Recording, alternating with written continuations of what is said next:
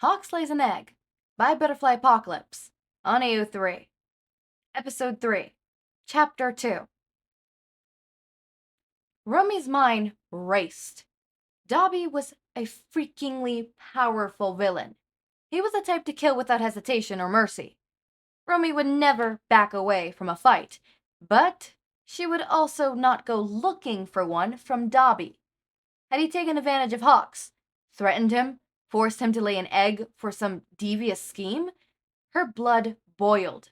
She placed a comforting hand on Hawks' shoulder. "Don't worry, bud. I'm not going to let him get away with this. I'll track him down and kick his ass myself." Hawks grabbed her hand. "No, that's not the situation." Hawks looked away. Oh, now this was rich. "You haven't fallen for a villain, have you?" Hawks turned nearly as red as his wings. "Fallen for him? No way, absolutely not, but I guess I've, gotten a little attached." Rumi nearly exploded. "How much of a dumbass are you? What is there to get attached to? He's a villain. Villain. He's one of the most wanted villains at large. Have you forgotten that? I don't know. He kills innocent people. Whatever you feel for him, I can guarantee he doesn't feel for you. Don't you get it? He's not gonna come in here and help you raise a baby and play big happy family or whatever the hell is going through your delusional little mind." Rumi thought she saw a flash of hurt in Hawks' eyes, but it was gone before she could be sure. A contrary look crossed his face. "Yeah, about that." This just kept getting better and better. "Hawks, are you still seeing him?" In lieu of answering, Hawks launched into a frantic tangent. "He's actually took the news really well. He agreed to bring me food while I take care of the egg. He said he was only going to get me delivery every other day, but so far he's brought me food every day." You're telling me that you have consistently been aware of the location of a highly dangerous villain and didn't tell anyone? I have half a mind to turn you in. We could have set up a capture ages ago. Do you know how many people could have been saved? I love you, Hawks, but this crosses the line. I have to tell the No! Hawks let out an ear-splitting shriek and launched himself at Rumi. They tumble on the ground. "Please, I will do anything. You can't tell them. They'll take my egg away. They'll kill him. They're gonna kill my baby. You can do whatever you want after he's hatched. I'll help you capture Dabi. I'll come quietly to be arrested. I swear on my life that you wouldn't have known anything about it. I'll tell Dabi he can't kill people until the egg is hatched. I think he'll listen to me. Please." Sitting on top of her, Hawk seemed so small. He was strong, sure, but he was also short, and knew that, in the moment, he seemed delicate. His hands were shaking, where they were clutched in her shirt. His eyes were wide. He was begging. He was scared. Rumi must be getting weak because she felt her anger drain out of her. Hawks was an adult, sure, but in some ways, in many ways, he was like a kid. Sitting on top of her was not Hawks, the number 2 hero. This was a scared kid, halfway in love with a no-good-un, desperate to protect his baby. All of it was so pathetic. It made Rumi's heart squeeze. "Don't make me regret this," she thought to herself. "Oh, Hawks." She sighed.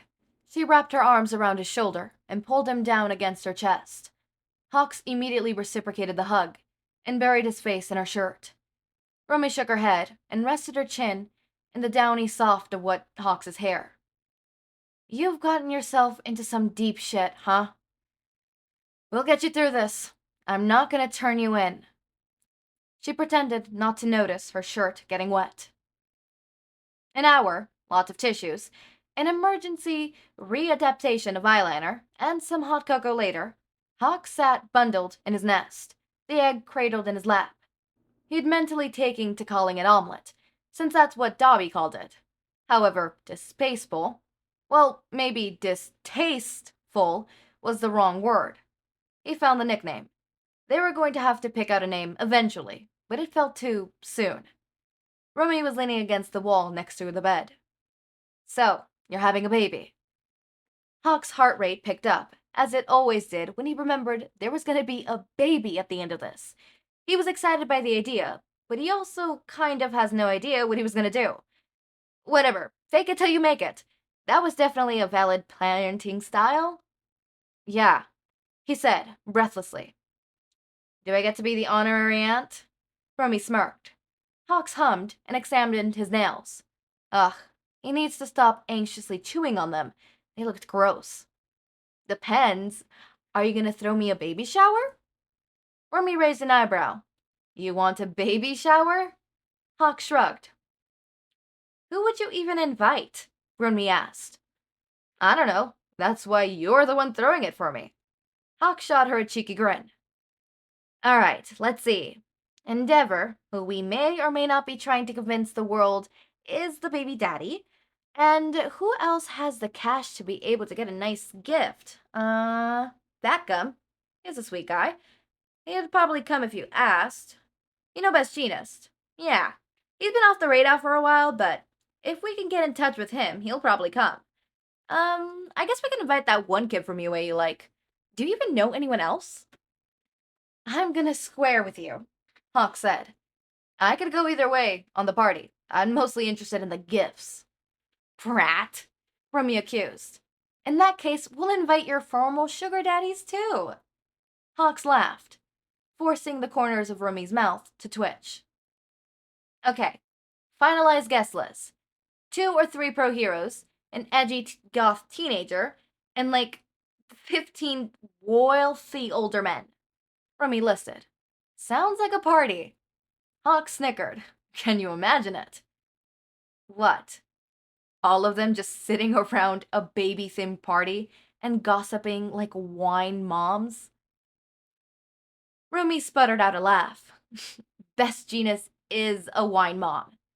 Fat Gum is the Zumba mom, then. Hawk giggled. And Deborah is definitely the over-competitive soccer mom who thinks their kids are better than everyone else's. Rumi's laughter redoubted. And what about you? She managed between gasps. Moi? Hawk said. I'm not a regular mom. I'm a cool mom. He winked dramatically.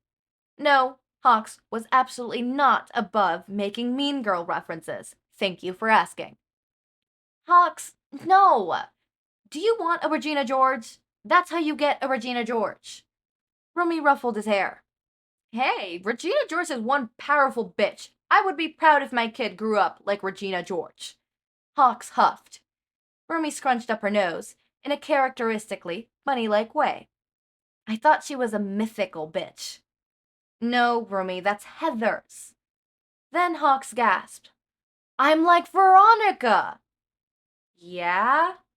Yeah, 'cause Dabi is like JD? Hawks explained. Rumi shook her head. Look, I don't know how much attention you think I pay to your 80s movies, but I can assure you, it's much less than you think. Hawks blew a raspberry.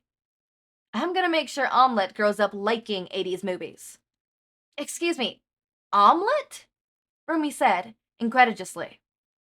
It's what we've been calling him for now, said Hawks, running his hand along the surface of the egg. But, Omelette, Rumi repeated. It's a joke from when I first told Dabi. He suggested we make omelette into an omelette and forget any of this ever happened. Hawks exclaimed. I'm pretty sure he was joking. Rumi nodded. Yeah, I hate to break it to you, bud, but you are not quite living a normal life. I'm shocked. Hawks deadpanned. So, you're calling the egg omelette for now. When are you going to give it a proper name? Rumi asked. It still feels too early. Definitely before he hatches. I've been looking into some names, but none of them feel right. Plus, the stupid name, but I want Dabi to agree on the name, said Hawks. Rumi thankfully didn't comment on the last bit. Do you know when he's gonna hatch? Anywhere between 30 days and 30 weeks? Hawks offered. So, that's a no then. Rummy said. If omelet grows more like a bird in an egg, it's gonna be closer to a matter of weeks. If it's more like how human pregnancy goes, it's gonna be a matter of months. I just don't know. I was thinking about candling omelets soon to see how much growth has happened, and maybe try to get an idea based on that. Hawks exclaimed. Romy looked pensive. How do you know how to take care of it? Instincts, Hawks answered immediately. It's crazy. I can feel the egg. And if it's too cold, or whatever, and I just feel off and wrong and bad, it can even wake me up. He had been doing so liberally. Hawks thought the exhaustion was supposed to happen after the baby was born. But here he was, waking up all hours of the night to turn the egg, and hug it closer to warm up, or to run the shower and leave the door open to increase the humidity. Hawks was just glad that the weird instincts were making it so he felt comfortable in the conditions that made the egg comfortable. Hawks grinned at Rummy. I have a fifth sense. It's like I have ESPN or something. Rummy narrowed her eyes. That's more Mean Girls. That is Mean Girls, Hawks confirmed. Seriously though, you're gonna be good taking care of omelets all by yourself? Rummy asked.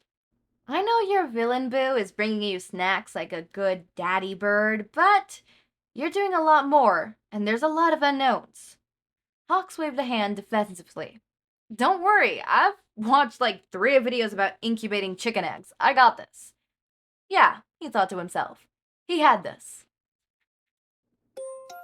Okay, that is hilarious. So, Chapter 3, I'm going to read the summary for Chapter 3. Hawks made an expression, like Dabi suggested, he'd eat a cockroach. But fried chicken! There's no vegetable matter in fried chicken. Dabi deadpanned. Okay. Alright, okay, interesting. That's good. What? Okay, so Rummy knows, and all the references are getting to me. Also, Hawks, I don't think you want to be describing yourself as Veronica and Dabi as JD, considering what happened to JD at the end of Heathers. Also, I don't think you want your kid to be Regina George either, considering what hits Regina George. Are you trying to kill off your baby and your baby daddy? Like, what are you doing, Hawks? What is this? Why are you trying to get rid of your family? What in the true crime bullshit is this? Also, I like the idea that, Hawks doesn't want the commission to know for obvious reasons, but also the fact that he knows that the commission would probably kill the egg. They would make it into an omelet. Oh, well, maybe they wouldn't make it into an omelet, but they would crack the egg. It would be like Humpty Dumpty. Sorry. I can't. It would be like Humpty Dumpty. Also, yeah, fucking birds can be super territorial when it comes to, like, you know, their eggs sometimes.